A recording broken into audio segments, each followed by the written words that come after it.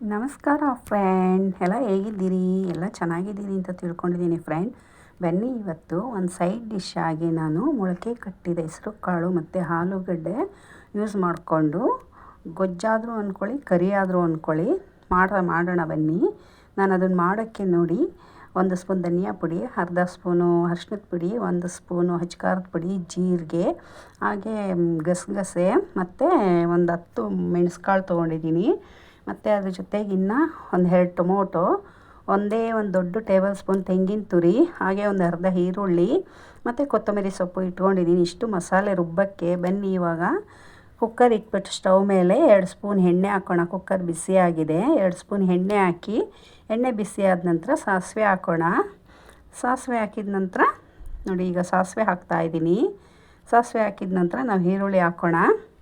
ತುಂಬ ಚೆನ್ನಾಗಿರುತ್ತೆ. ಮೊಳಕೆ ಕಟ್ಟಿದ್ದೆ ಇತ್ತು, ಹಾಗಾಗಿ ಇವತ್ತು ಮಾಡೋಣ ಅಂತ ಮಾಡ್ತಾಯಿದ್ದೀನಿ ಚಪಾತಿಗೆ. ನೋಡಿ, ಈಗ ಈರುಳ್ಳಿ ಹಾಕ್ತಾಯಿದ್ದೀನಿ. ಈರುಳ್ಳಿ ಫ್ರೈ ಆಗ್ತಿದ್ದಂಗೆ ಟೊಮೊಟೊ ಹಾಕ್ಕೋಣ. ಈರುಳ್ಳಿ ಒಂದು ಸಣ್ಣ ಗೆಡ್ಡೆ ತೊಗೊಂಡಿದ್ದೆ. ನೋಡಿ, ಇವಾಗ ಟೊಮೊಟೊ ಕೂಡ ಹಾಕ್ತಾಯಿದ್ದೀನಿ. ಅದು ಒಂದು ಸಣ್ಣ ಟೊಮೊಟೊ ತೊಗೊಂಡಿದ್ದೆ. ಹಾಗಾಗಿ 2 ಫ್ರೈ ಆಗಲಿ. 2 ಫ್ರೈ ಆದ ನಂತರ ನಾವು ಮಸಾಲೆ ರುಬ್ಕೊಂಬಂದು ಹಾಕೋಣ. ನೋಡಿ, ಇವಾಗ ಮಸಾಲೆ ರುಬ್ಕೊಂಬರ್ತೀನಿ ಎಲ್ಲ ಹಾಕಿ. ಈಗ ಇದಕ್ಕೆ ಸ್ವಲ್ಪ ಶುಂಠಿ ಬೆಳ್ಳುಳ್ಳಿ ಪೇಸ್ಟ್ ಹಾಕೋಣ. ನಾನು ರುಬ್ಬಕ್ಕೆ ಶುಂಠಿ ಬೆಳ್ಳುಳ್ಳಿ ಪೇಸ್ಟ್ ಆಗಲಿ, ಚಕ್ಕೆ ಲವಂಗ ಆಗಲಿ ಯಾವುದೂ ಹಾಕಿಲ್ಲ. ನೋಡಿ, ಇವಾಗ ಶುಂಠಿ ಬೆಳ್ಳುಳ್ಳಿ ಪೇಸ್ಟ್ ಹಾಕಿ ಫ್ರೈ ಮಾಡಿ ನಾನು ಮಸಾಲೆ ರುಬ್ಕೊಂಬಂದಿದ್ದೀನಿ. ಈಗ ರುಬ್ಬಿರತಕ್ಕಂಥ ಮಸಾಲೆನ ಈ ಈರುಳ್ಳಿ ಟೊಮೊಟೊ ಜೊತೆ ಹಾಕಿ ಅದನ್ನು ಸ್ವಲ್ಪ ಚೆನ್ನಾಗಿ ಫ್ರೈ ಮಾಡ್ಕೊಳ್ಳೋಣ ಎಣ್ಣೆಯಲ್ಲಿ. ಹಸಿ ಸ್ಮೆಲ್ಲ ಹೋಗಲಿ, ಹಸಿ ಸ್ಮೆಲ್ ಇರುತ್ತಲ್ಲ ಅದೆಲ್ಲ ಹೋಗಲಿ ಅಂತ ಅಷ್ಟೇ, ಇನ್ನೇನಿಲ್ಲ.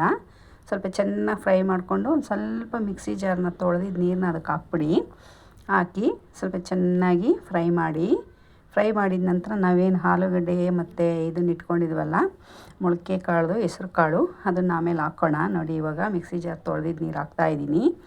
ಹಾಕಿದ ನಂತರ ಸ್ವಲ್ಪ ಕುದಿ ಬಂದ ನಂತರ ನಾವು ಹಾಕೋಣ ಕಾಳನ್ನ ಮತ್ತು ಆಲೂಗಡ್ಡೆನ. ನೋಡಿ, ಇವಾಗ ಕುದೀತಾ ಇದೆ. ಬನ್ನಿ, ಕಾಳನ್ನೆಲ್ಲ ಇದಕ್ಕೆ ಸೇರಿಸ್ಕೊಳ್ಳೋಣ. ಕಾಳನ್ನೆಲ್ಲ ಸೇರಿಸ್ಕೊಂಡು ಚೆನ್ನಾಗಿ ಒಂದು ಮಿಕ್ಸ್ ಕೊಟ್ಟು ಅದಕ್ಕೆ ಉಪ್ಪು ಹದವಾಗಿ ಎಷ್ಟು ಬೇಕೋ ಅಷ್ಟು ರುಚಿಗೆ, ಮತ್ತು ಒಂದು ಅರ್ಧ ಸ್ಪೂನ್ ಗರಂ ಮಸಾಲ ಎಲ್ಲ ಹಾಕಿ 1-2 ವಿಜಿಲ್ ಬರ್ಸಿದ್ರೆ ನಮ್ಮದು ಕರಿ ಆದರೂ ಅಂದ್ಕೊಳ್ಳಿ, ಗೊಜ್ಜಾದರೂ ಅಂದ್ಕೊಳ್ಳಿ, ಸೈಡ್ ಡಿಶ್ ಆದರೂ ಆಯಿತು, ಮುದ್ದೆಗೂ ಆಗುತ್ತೆ. ತುಂಬ ಚೆನ್ನಾಗಿರುತ್ತೆ. ಅನ್ನ, ಮುದ್ದೆ, ರೊಟ್ಟಿ, ಚಪಾತಿ, ದೋಸೆ, ಇಡ್ಲಿ ಎಲ್ಲದಕ್ಕೂ ಚೆನ್ನಾಗಿರುತ್ತೆ. ನಾನು ಕೂಡ ತಿನ್ಬೋದು ಇದರಲ್ಲಿ, ಏಕೆಂದರೆ ಎಣ್ಣೆ ಜಾಸ್ತಿ ಹಾಕಿಲ್ಲ ನಾನು. ಎಣ್ಣೆ ನಿಮಗೆ ಬೇಕಂದರೆ ಜಾಸ್ತಿ ಹಾಕ್ಕೊಳ್ಳಿ. ನೋಡಿ, ಇವಾಗ ಕಾಳೆಲ್ಲ ಹಾಕಿದ ನಂತರ ಚೆನ್ನಾಗಿ ಒಂದು ಮಿಕ್ಸ್ ಕೊಟ್ಟ ನಂತರ ನಾವು 1 ಸ್ಪೂನಷ್ಟು ಗರಂ ಮಸಾಲ ಹಾಕೋಣ. ಗರಂ ಮಸಾಲ ಆದಮೇಲೆ ರುಚಿಗೆ ತಕ್ಕಷ್ಟು ನಮಗೆ ಎಷ್ಟು ಬೇಕೋ ಅಷ್ಟು ಉಪ್ಪು ಹಾಕೋಣ.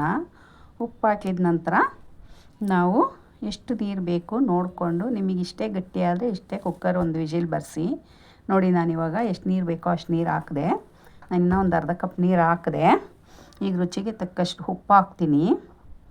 ಉಪ್ಪು ನೋಡ್ಕೊಂಡು ಹಾಕ್ಕೊಳ್ಳಿ ನೀವು. ನಾನು ಯಾವುದಕ್ಕೂ ಇಲ್ಲಿ ಉಪ್ಪು ಹಾಕಿಲ್ಲ ಫಸ್ಟು, ಇವಾಗಲೇ ಹಾಕ್ತಾಯಿರೋದು. ಹಾಗಾಗಿ 1.5 ಸ್ಪೂನು ಚಿಕ್ಕ ಸ್ಪೂನಲ್ಲಿ ಹಾಕಿದೆ. ನೋಡಿ, ಇವಾಗ ಇದು ಸ್ವಲ್ಪ ಕುದಿ ಹತ್ತು ನಾನು ಮುಚ್ಚಿಬಿಟ್ಟು 1-2 ವಿಜಿಲ್ ಬರ್ಸ್ಕೊತೀನಿ. ನೋಡಿ, 1-2 ವಿಜಿಲ್ ಆಗಿದೆ. ನಮ್ಮ ಕುಕ್ಕರ್ ತಣ್ಣಗಾಗಿದೆ. ಬನ್ನಿ ಹೇಗಾಗಿದೆ ನೋಡೋಣ. ನೋಡಿ, ತುಂಬಾ ಚೆನ್ನಾಗಾಗಿದೆ. ನೋಡಿ, ನಾನು ಒಂದು ಗ್ಲಾಸ್ ಹಾಕಿದ್ರೂ ಕೂಡ ಎಷ್ಟು ಗಟ್ಟಿ ಇದೆ. ಸ್ಮೆಲ್ಲಂತೂ ಘಮ ಅಂತ ಇದೆ. ಪರಿಮಳ ತುಂಬಾ ಚೆನ್ನಾಗಿದೆ. ಪರಿಮಳ ಒಂದು ಸಲ ಮಾಡ್ಕೊಂಡು ನೋಡಿ. ಚಪಾತಿ ಜೊತೆಗಾಗಲಿ, ಪೂರಿ ಜೊತೆಗೆ, ಇಡ್ಲಿ ಜೊತೆಗೆ ಎಲ್ಲದಕ್ಕೂ ಮಾಡ್ಕೋಬೋದು. ದೋಸೆಗೆ ಎಲ್ಲ ಮಾಡ್ಕೊಳ್ಳಿ. ಕೊನೆಗೆ ಮಧ್ಯಾಹ್ನ ಉಳಿದ್ರೆ ಅನ್ನಕ್ಕೆ ಮತ್ತು ಮುದ್ದೆಗೂ ಕೂಡ ಆಗುತ್ತೆ. ಓಕೆ ಫ್ರೆಂಡ್, ಯಾರೆಲ್ಲ ಹೊಸಬ್ರು ನನ್ನ ಚಾನಲ್ನ ನೋಡ್ತಾ ಇದ್ದೀರೋ ಪ್ಲೀಸ್ ಸಬ್ಸ್ಕ್ರೈಬ್ ಮಾಡ್ಕೊಂಡು ನೋಡಿ. ಹಾಗೆ ಲೈಕ್ ಮಾಡಿ, ಶೇರ್ ಮಾಡಿ, ಕಾಮೆಂಟ್ ಮಾಡಿ, ನಿಮ್ಮ ಫ್ರೆಂಡ್ಸ್ಗೆಲ್ಲ ಶೇರ್ ಮಾಡಿ ನನ್ನ ವಿಡಿಯೋ ಹೇಗೆ ಬಂತಂತ ಕಮೆಂಟ್ ಮೂಲಕ ತಿಳಿಸಿ. ಓಕೆ ಫ್ರೆಂಡ್, ಬನ್ನಿ ಎಲ್ಲರೂ ತಿನ್ನೋಣ. ಓಕೆ, ಧನ್ಯವಾದಗಳು. ಇಷ್ಟೊತ್ತು